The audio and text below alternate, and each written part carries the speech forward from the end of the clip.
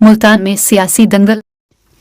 जी नाज़रीन, इस वक्त हम NA 152 में मौजूद हैं और आपकी मुलाकात इंतहाई मंझे हुए सियासी समाजी कारकुन से करवाएंगे और जानेंगे कि उन्होंने अपने इलाके में क्या क्या काम करवाए हैं और उनका आइंदा क्या करने का इरादा है। अस्सलाम वालेकुम सर। वालेकुम अस्सलाम। सर, आपका good name? Mohammad Ismail Chhajra. Sir, ये 152 में जो आपके इलाके में मेन मसाइल कौन से हैं? हमारे इलाके के अल्हम्दुलिल्लाह मसाइल कोई ज़्यादा नहीं है, तो मेरी नज़र में सबसे बड़ा जो मसला होता है वो रोज़गार का होता है।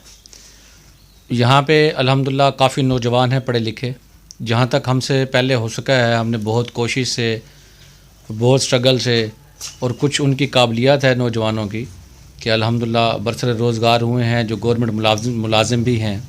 तो अभी भी काफ़ी नौजवान हैं। जो मेरा टारगेट है वो, मेरा फोकस, मेरा टारगेट ये है कि उन पढ़े लिखे नौजवानों को जो है ना जॉब्स मिलनी चाहिए नौकरियों के हवाले से।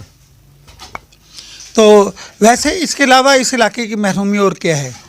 इस इलाके की जो महरूमी है जी, वो ये है कि यहाँ पे जो पहले सियासतदान आते रहे हैं वो यहाँ से वोट लेकर और ऐसे गायब होते थे कि उसके बाद उनका चेहरा या तो वीडियोज़ में नज़र आता था सही, या फिर आपको कहीं अखबार वगैरह में तस्वीर उनकी मिलती थी। सही। उसके अलावा बस उन्होंने इस इलाके का इस्तेमाल सिर्फ वोट के लिए किया है। उसके बाद इसकी किसी किस्म की कोई तरक्की या कोई बेहतरी के लिए कोई उन्होंने यहाँ पे किरदार अदा नहीं किया।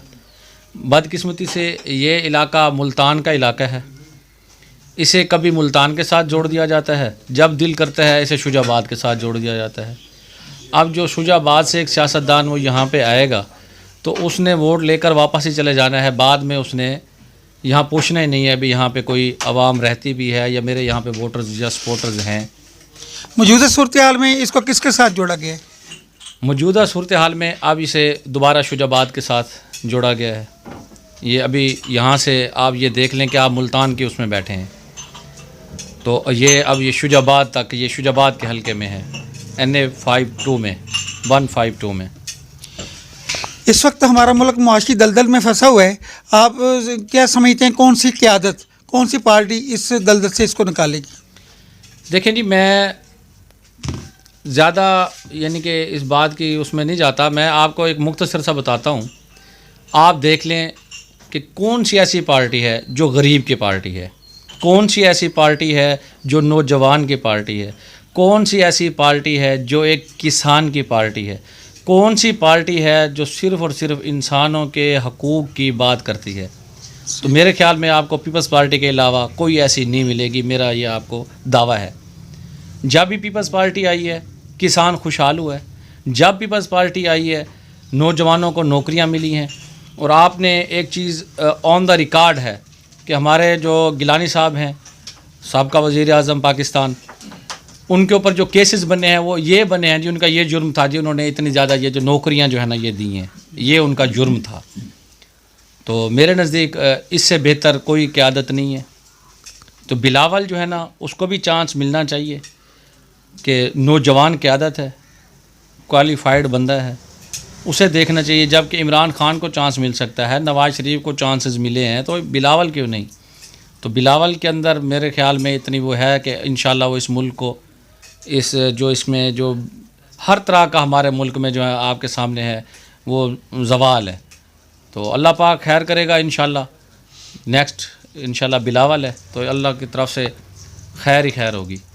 हमारे नाज़रीन को ये भी बताएं कि ये पीपल्स पार्टी एक नज़रियाती जमात है, शहीदों की जमात कहा जाता है।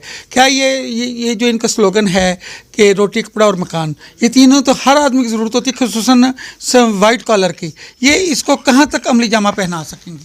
मैं पहले ही ये बात बता चुका हूँ कि ये इन जो पीपल्स पार्टी कहती है वो इंशाल्लाह करती भी है। और हमारे लिए तो अल्लाह ताला का ये फजल व करम रहा है। आप पूरा गिलानी ख़ानदान उठा के देख लें, कितना अरसा हो गया है अभी वो अपोजिशन के अंदर हैं, उसके बावजूद मैं दावे से आपको कह सकता हूँ, आप पूरा ज़िला मुल्तान विज़िट करके देख लें, मुल्तान के किसी कोने में किसी को अगर कोई तकलीफ़ हुई है या किसी भी हवाले से किसी का कोई यानी कि मसला जो भी हल हुआ है वो गिलानी ख़ानदान के, गिलानी के घर से जाके, और वहाँ आप जाएंगे, आपसे ये नहीं पूछा जाएगा कि आप किस पार्टी से हैं, आपसे ये सवाल नहीं होगा कि आप किस हलके से आए हैं, آپ سے یہ بھی نہیں پوچھا جائے گا کہ کس ضلع سے آئے ہیں، بھلے آپ باہر کے بھی اس سے ہوں گے، جتنا ان سے ہوگا وہ اپنی اس کے لیے وہ اپنا اس میں وہ بھرپور آپ کے ساتھ تعاون بھی کریں گے اور آپ کا جو ہے نا وہ کام بھی انشاءاللہ وہ کریں گے۔ جی ملک صاحب، ہمارے ناظرین کو یہ بھی بتائیں کہ اس حلقے کا NA 152 میں کون امیدوار ہے اور اس کو محرومی سے کون نکال سکتا ہے؟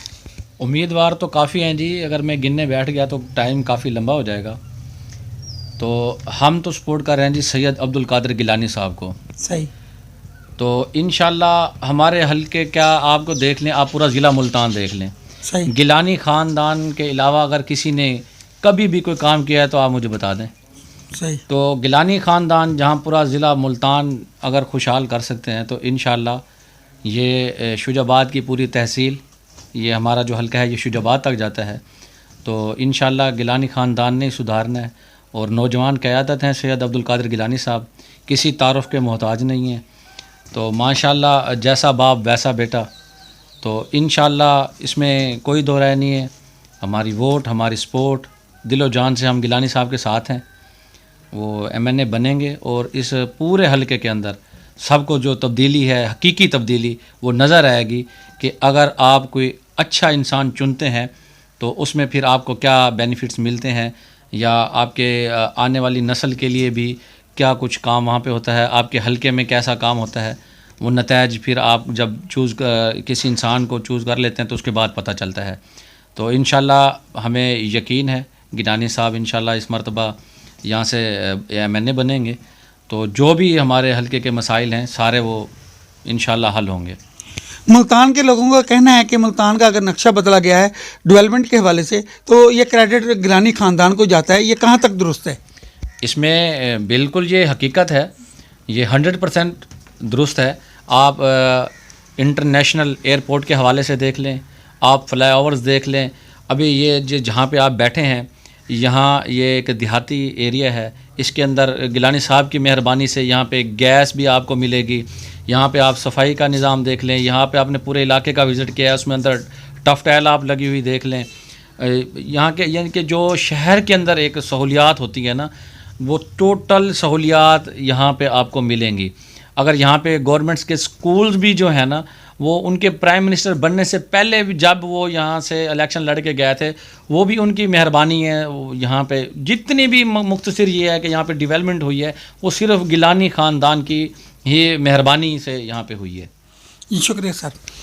جی ناظرین، یہ تھے ملک اسماعیل شجرہ صاحب، جن کا کہنا تھا کہ اس ملک کو اگر بحران سے نکال سکتی ہے تو وہ صرف پیپلز پارٹی ہے، اور اگر ملتان کی ترقی کے حوالے سے بات کی جائے تو یہ سارا کریڈٹ گیلانی خاندان کو، بالخصوص یوسف رزاق گیلانی صاحب کو جو کہ سابق وزیر اعظم بھی رہ چکے ہیں، وہ جاتا ہے، کیونکہ یہ تمام ڈیولپمنٹ ہم جو دیکھتے ہیں ملتان میں یہ صرف اور صرف گیلانی خاندان کی مہربانیوں کا نتیجہ ہے۔ اس لیے انہوں نے کبھی امید ظاہر کی ہے کہ اگر ملتان کی ترقی یا ملک کی ترقی کا ذکر ہوگا تو وہ گیلانی خاندان اپنا کردار پورا ادا کریں گے۔